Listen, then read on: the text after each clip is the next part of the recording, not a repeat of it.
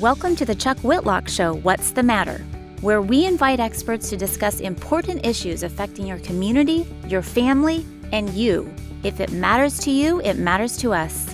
Considered a leading authority on white-collar crime, investigative reporter Chuck Whitlock has written popular books such as Scam School, Metascams, Age Without Rage, and Police Heroes. He is also the recipient of national awards for his investigative journalism on television. You've seen him on Oprah, Extra, Inside Edition, The View, The Today Show, Hard Copy, and many other national television shows. Here's your host, Chuck Whitlock. According to Forbes, over 6 million new businesses get started each year.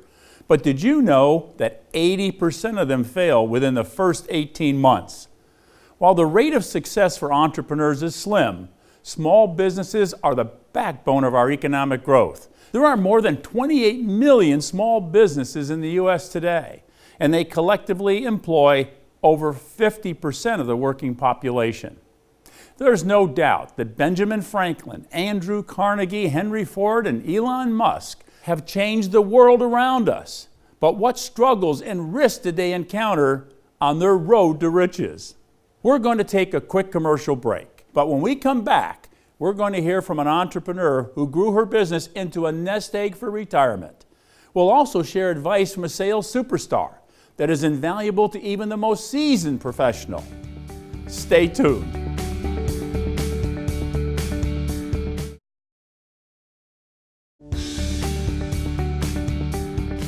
You know, Ann Brewer, I looked up entrepreneur in the dictionary and it had your name and your description. You are the consummate entrepreneur.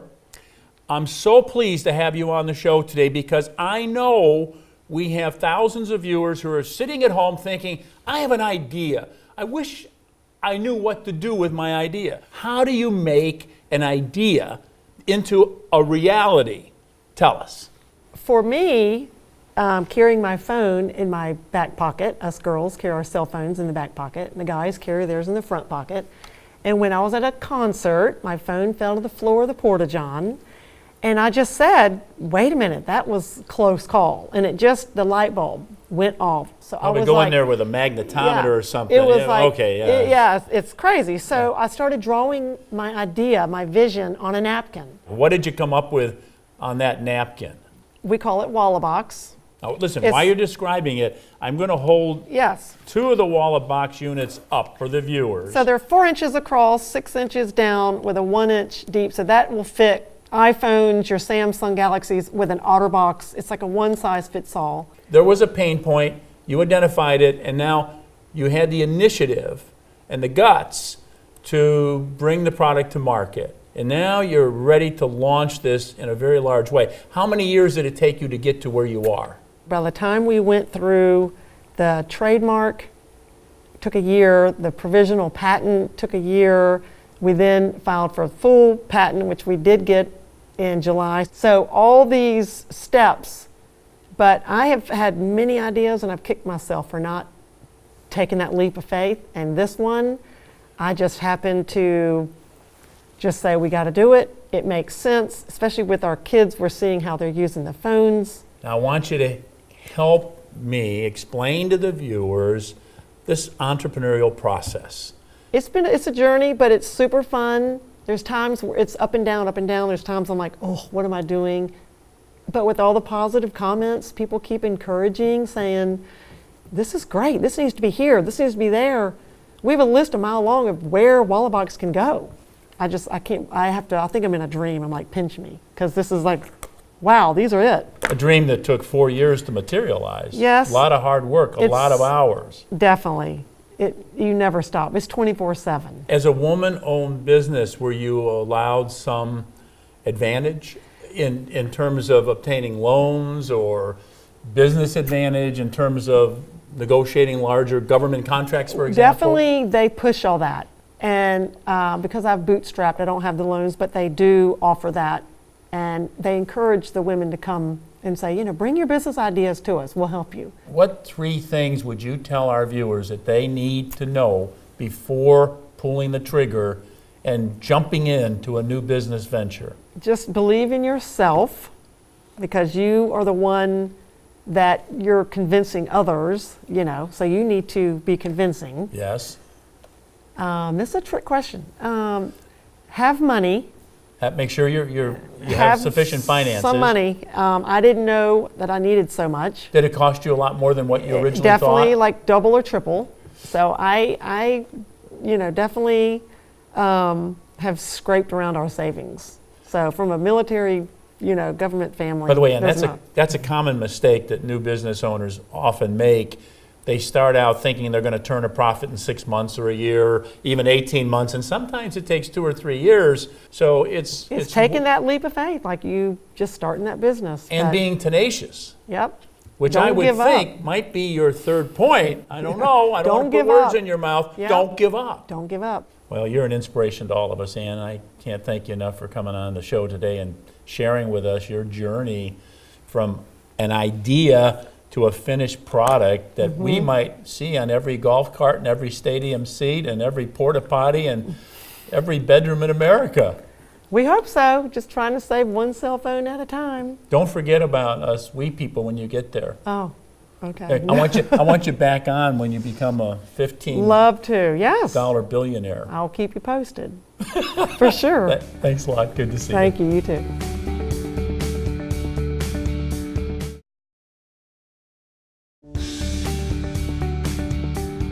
Welcome back. We have a great guest today from Warden Smith, Richard Crow, attorney at law, who's going to share with us some practical information about this entrepreneurial venture that we're thinking about starting. Should it be a C Corp or an S Corp or an LLC? How do I keep my liability to a minimum? Let's just talk about the legal aspects of starting a new business venture, especially in today's climate where everybody is sue crazy. Everybody wants to sue everybody for everything. If you think about starting a business, the entity that you choose to start with is going to form the foundation of what you do with that business, how you raise capital, the tax consequences. It's going to dictate what corporate formalities you have to comply with every year, some of which are a bit of a pain. Yeah. Going through some of the choice of business entities that you can think about, you've got your sole proprietorship. It's not really an entity. It's just you decide to do business. You come up with a name and you go. The downside of sole proprietorship, and I'll talk a client out of it all day, is that there's no liability protection. You're responsible for all the debts and obligations of the company. Your home, all your assets are Everything you just have on the line. Everything you have is on the line with sole proprietorship. A general partnership doesn't require any sort of state formation. There's no articles of incorporation or articles of organization that are required. You simply have 2 or more people that engage in a joint business for profit. That's a general partnership. Again, the downside of a general partnership is there's no liability protection. If you're a general partner, you're responsible for all of the debts and obligations of that company, no matter what they are and no matter who caused them. Moving to choice of entity, the limited liability company. It's the new prevalent choice of entity for most businesses. I'm not saying every business is going to fit the mold for an LLC, but it gives you exactly that. With the limited liability company, I get flow-through taxation, so one level of tax. The members are going to recognize the income and gain of the company on their own tax returns. But again, with the LLC, you also have the ability to establish all of the voting control, all the management, day-to-day operational management control into the hands of a manager. So you can have those silent members who don't have much day-to-day control over the company, and you can put that control into the hands of a manager that those members appoint. So you have the same benefits that you have with a limited partnership, but a few more benefits that kind of put the limited partnership on the back burner. Sure. When you think about corporate entities, you've got 2 choices. You've got a C corporation, which is relatively easy to form. You file your articles of incorporation with our Secretary of State. C corporation, one of the problems is it's a double tax entity is what they call it. The corporation pays tax on its income and gain. The shareholders pay tax on dividends whenever they receive that money. So we call that double taxation. Richard, are we talking about a lot of money to form one of these entities? What is it? Give me a rough idea what it costs to form an LLC, for example. Yeah. $1,000, $2,000? It can certainly vary, right? So there's no one size fits all. There's Right. no one size fits all for choice of entity for a person or a company. And there's certainly no one size fits all in terms of the complexity of the documents that you're going to want. But let's take an example. You're an individual, you want to form an LLC, you're going to be the only owner. Well, that's a simple LLC to form. So you're going to get a single member operating agreement, and that operating agreement says I'm the sole member. The LLC is going to allocate all of its income and gain to me, and you're going to use it essentially to show the bank that you have a company set up and that you treat it like a true separate legal entity. You might be looking at $750 or so to get that form and get that operating agreement done. I'm watching the show right now. I'm thinking about launching a new business. I have a gadget that I've been thinking about bringing to market for 10 years. I'm finally retired and I'm going to start this business in my living room. Or I'm going to buy a franchise and run a restaurant. What is your best advice for that viewer relative to what entity they should form out of the chute? It sounds to me like don't go sole proprietorship. You're inviting liability. You need to form an entity that will give you some level of protection. What's your advice? That's right. And so, some of the things I'm interested in is, is this a growth product? Are we talking about a software product? Are you going to be licensing this on a national scale? Are you going to be selling subscriptions to it? Do you know? How are you going to fund the company? Because I'll tell you, there are some benefits to the corporation or the LLC, depending on how it's going to be financed and funded. There's some tax benefits there. And so you want to dig into all of these factors and help that person come to and start narrowing down the choice of entity. There's not going to be an absolute right answer or an absolute wrong answer. There's going to be, this one's probably a bit better than the other one. Is there anything else that you'd like to share with our viewers about if they're starting a brand new business, what they need to know? Sure, yeah, there's some traps for the unwary that are nice to know and to think about. What are some of those traps, Richard? Think about naming your company. And so the choice of name when we go and form a corporation or an LLC is important. A lot of people will pick a name randomly out of the hat, XYZ Inc. A lot of people will actually use the name that they want to launch and do business under, which is great. Run a Google search. See if there's somebody else out there using that name already. Go to the USPTO, the U.S. Patent and Trademark Office website. Do a quick search of that name. Get an idea of whether you're about to launch with a name and a brand that's already being used by somebody. I think our viewers and I learned a great deal about what we need to know legally when starting a new business. Thank you so much for coming on the show. I really appreciate it. And thanks to Warden Smith for having you come here today. Okay, I really appreciate it. It's good talking with you.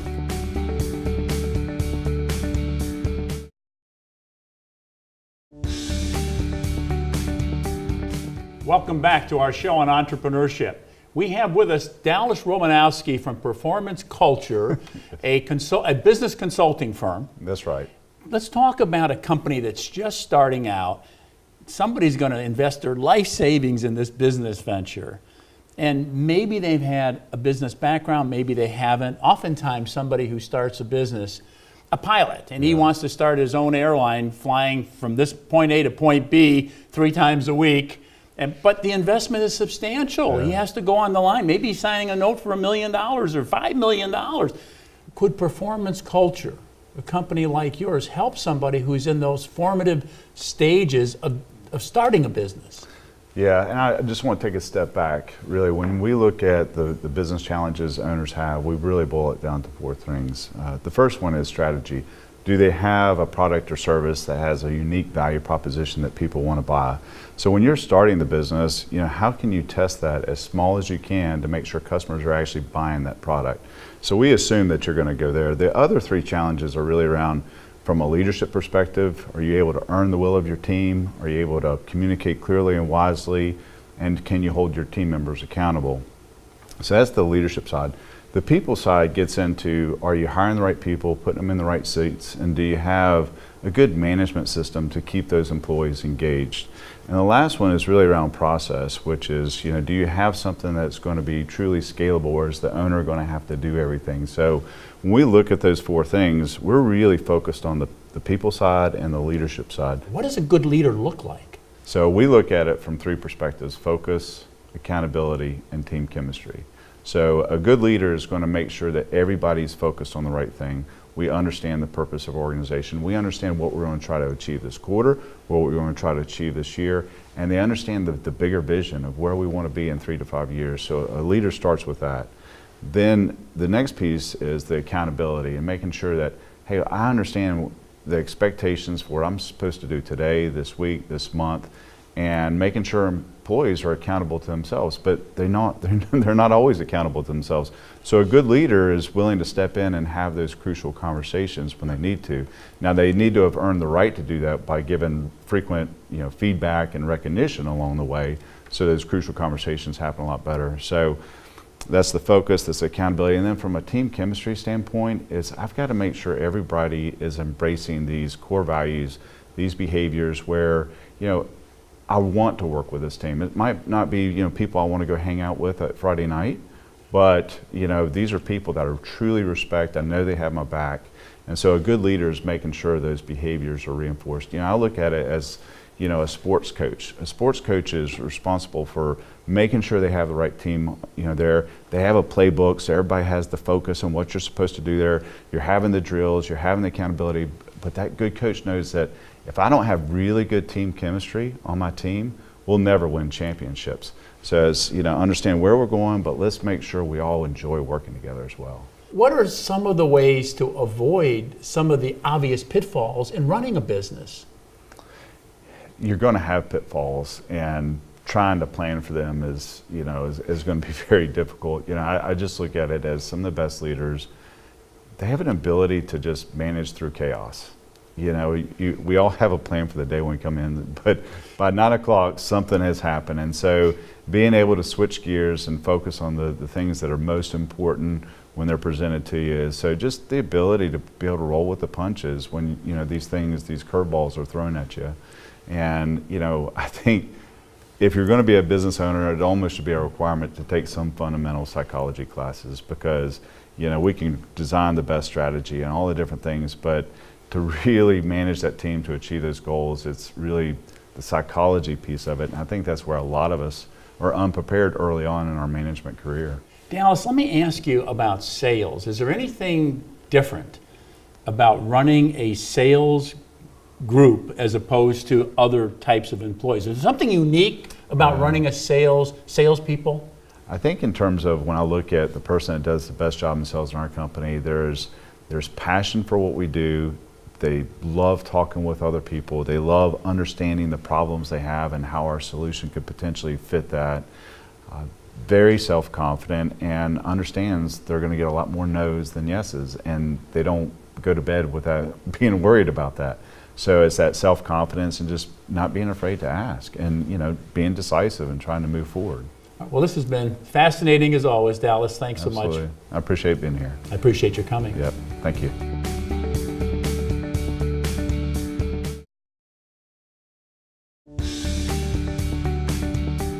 We've learned that over 6 million new businesses get started each year, but more than 80% of them fail within the first 18 months. We've also learned that there are more than 28 million small businesses in the U.S. today, and they collectively employ over 50% of the working population. Aside from the many benefits to working for yourself, there is still a downside. Many entrepreneurs work 50 to 60 or more hours per week, and only 18% of first-time businesses succeed.